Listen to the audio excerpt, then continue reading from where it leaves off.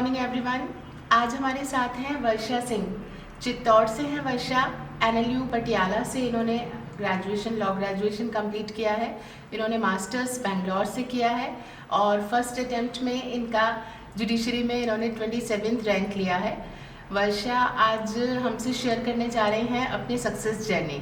तो वर्षा, आप हमें बताइए, स्टूडेंट्स को बताइए कि किस तरह से हमें प्रिपरेशन करनी चाहिए, कौन कौन सी खास बातें हैं जिनका कि स्टूडेंट्स ध्यान रखें तो वो सेलेक्ट हो सकते हैं। तो वो की पॉइंट्स आपसे इनको मिलेंगे तो it will be more beneficial. जी ओके, थैंक यू। मेरा नाम वर्षा है और मैम ने अभी मेरा इंट्रोडक्शन दे ही दिया है। अपनी जर्नी के बारे में मैं यही कहूँगी, और अगर आप भी RJS की तैयारी करना चाहते हैं तो पहला स्टेप ये होगा कि आप सिलेबस को बहुत अच्छे से देख लें, प्रीलिम्स का भी मेंस का भी। वही आपका मैप है एक तरह से, वही आपको आगे ले जाएगा। कौन से एरियाज़ पे ज़्यादा फोकस करना है, कौन से ज़्यादा मार्क्स के होते हैं, ये भी ख्याल में रखें और उसके बाद ही अपनी प्रिपरेशन स्टार्ट करें। तो पहला स्टेप तो ये होगा कि सिलेबस को बहुत अच्छे से देखें कि क्या क्या लॉज हैं। उसके बाद में बेयर एक्ट को ठीक से समझना सबसे ज़्यादा ज़रूरी है। तो बेयर एक्ट अच्छे से पढ़ें। उसको समझने के लिए टेक्स्ट बुक ज़रूरी है, पर टेक्स्ट बुक पर ही अपना सारा ध्यान ना रखें, बेयर एक्ट पर ज़्यादा फोकस करें। प्रीलिम्स के लिए भी मैंने यही बेयर एक्ट से कोई मेन फोकस रखा था, पर साथ में कुछ लैंडमार्क केस लॉज वगैरह भी पढ़े थे। उसके साथ में ही कोई ना कोई मॉक टेस्ट सीरीज़ ज्वाइन करना एक अच्छा आइडिया होगा, वो भी। और साथ ही में प्रीवियस ईयर पेपर्स, पिछले 10 साल के या एटलीस्ट 5 साल के जो भी RJS प्रीलिम्स हुए हैं उनको आप अच्छे से बार बार देखें, तो आपको एक पैटर्न नज़र आएगा कि क्या एरियाज़ में से क्वेश्चन ज़्यादा आ रहा है या कभी कभी रिपीट भी हो सकते हैं। तो एक बार तैयारी अच्छे से हो जाने के बाद में आप बार बार मॉक टेस्ट दीजिए या फिर प्रीवियस ईयर पेपर्स सॉल्व करिए।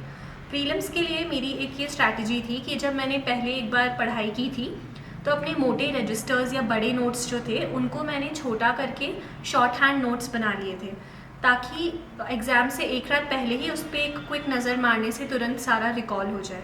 तो इस तरह से आप अपने बड़े नोट्स को थोड़ा संक्षेप में, थोड़े शॉर्ट समरीज उनकी बनाकर रखिए, ताकि आपको बड़ा बड़ा नोट्स नहीं पढ़ना पड़ेगा एग्ज़ाम से पहले, तुरंत शॉर्ट नोट्स से यू कैन रिवाइज।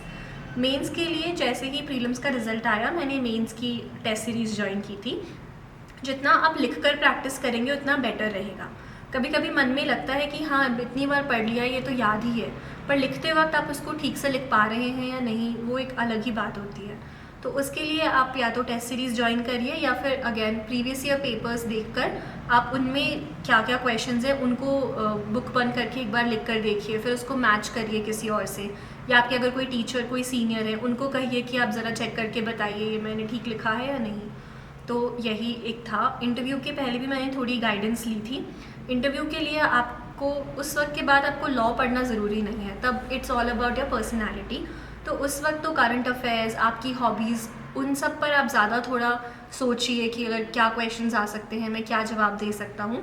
लॉ को उतना रिवाइज़ उस वक्त करने की ज़रूरत नहीं रहती है। तो अगर मैं शॉर्ट में समराइज़ करूँ तो आई वुड से कि focus on bare act number 1, syllabus को अच्छे से देखें, and revision is the key. जितनी बार आप रिवाइज़ करेंगे उतना बेटर आपका परफॉर्मेंस रहेगा, ये तो सच है। तो revise revise revise and practice also, give MCQs, मॉक्स, practice. तो रिविजन एंड प्रैक्टिस, यही मेरे हिसाब से 2 की एलिमेंट्स हैं कोई भी exam, not just RJS, clear करने के लिए। तो ये मेरी स्ट्रैटेजी थी। Thank you. वर्षा, एक चीज़ और मेरे को ध्यान में आई कि जैसे ऐसे और जजमेंट राइटिंग, RJS के अंदर इस चीज़ पे मेन फोकस होता है और ये डिसाइडिंग फैक्टर्स हो जाते हैं RJS मेंस के लिए, हिंदी और इंग्लिश ऐसे एंड जजमेंट राइटिंग। आपको क्या लगता है कि ये सही है बात, और इसके लिए फिर क्या करना चाहिए? जी आई थिंक ये सही है कि ऐसे और जजमेंट राइटिंग इम्पॉर्टेंट है, क्योंकि अल्टीमेटली आपको जजमेंट्स लिखने हैं। तो जितनी अच्छी आपकी राइटिंग स्किल होगी और आप लॉ को अप्लाई करके किस तरह से जजमेंट्स लिख रहे हैं, वही आपको टेस्ट करता है कि आप एक अच्छे जुडिशियल ऑफिसर बन पाएंगे या नहीं। तो उतना वेटेज होना ज़रूरी है। उसकी तैयारी के लिए मैं बचपन से ही और तैयारी के सालों में स्पेशली अखबार काफ़ी पढ़ती थी। तो एडिटोरियल्स जितने हम पढ़ते हैं उतनी ऐसे राइटिंग स्किल भी थोड़ी बेटर होती है। थोड़ा बहुत सुप्रीम कोर्ट, हाई कोर्ट के जजमेंट्स पढ़ने से भी आपको दिखता है कि जजेस किस तरह से सोचते हैं, किस तरह लॉ अप्लाई कर रहे हैं। ऑल्दो जो जजमेंट्स हमें लिखने को आती हैं उनका फॉर्मेट थोड़ा डिफरेंट होता है, लेकिन फिर भी आप एक बार हाई कोर्ट जजमेंट्स या फिर कोई भी नोटेबल जजमेंट्स पढ़ते हैं तो थोड़ा एक आइडिया लगता है। तो the more you read the better you right. बिल्कुल बिल्कुल ठीक है। आप अपनी सक्सेस का क्रेडिट किनको देना चाहेंगे? वैसे तो काफ़ी लोग हैं, आप हैं, मेरे दूसरे टीचर्स भी हैं, बट सबसे बड़ा रोल मेरी मदर का रहा है, आशा कंवर उनका नाम है।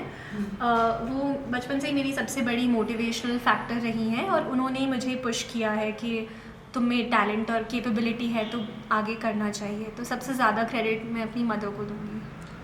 पेरेंट्स का ज़िंदगी में बहुत इम्पोर्टेंट रोल होता है और उनके सपोर्ट के बिना हम कुछ नहीं कर सकते। तो ये बहुत अच्छा हमारे लिए ब्लेसिंग्स हैं कि हमें ऐसे पेरेंट्स मिले हैं कि जिन्होंने हमें हमेशा सपोर्ट किया है। एंड वी विश कि सभी बेटियों को ऐसे पेरेंट्स मिलें जो उन्हें आगे सपोर्ट करें स्टडीज़ में। तो बहुत बहुत शुभकामनाएं आपको भी, आपके पेरेंट्स को भी हमारी तरफ से बहुत बहुत सारी शुभकामनाएं। Thank you. Okay, God bless you. Thank you.